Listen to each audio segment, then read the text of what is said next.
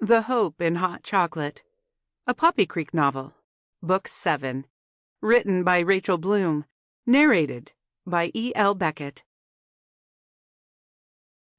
Chapter 1. The collage of ominous red numbers cluttering the spreadsheet glared accusingly, stating the obvious. She was in trouble. Without shifting her gaze from the laptop screen, Sadie Hamilton reached for another hazelnut truffle and popped it into her mouth. Big trouble. Of course, she'd been in tough situations before.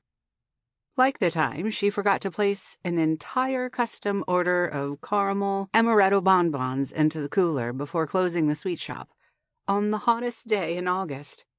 The next morning, she'd arrived to find 50 painstakingly handcrafted chocolates melted into unattractive lumps of goo.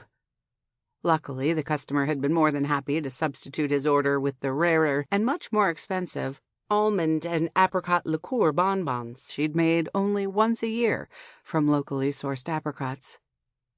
But this time, she didn't know how she'd get herself out of this mess. Her anxiety mounting, she polished off another truffle.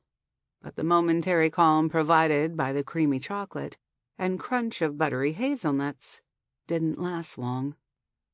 The sweet shop had never been in this much debt before, thanks to the unexpected repairs and new equipment she'd needed to purchase.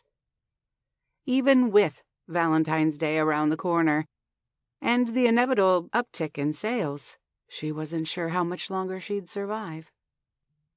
She grasped for another truffle, but her fingertips met the cool porcelain plate instead. How many chocolates had she brought into her office that morning? She couldn't remember, but she'd devoured every single one, as had become her habit on Monday mornings when she went over the previous week's numbers.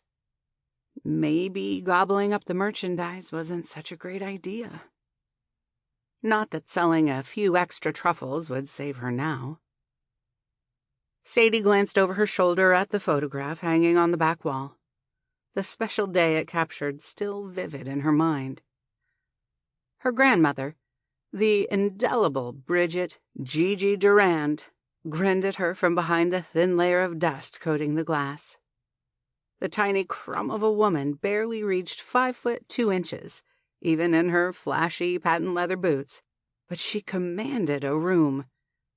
Make that a continent, as if she were over 10 feet tall. And it wasn't only because of her dramatic... Sample complete. Ready to continue?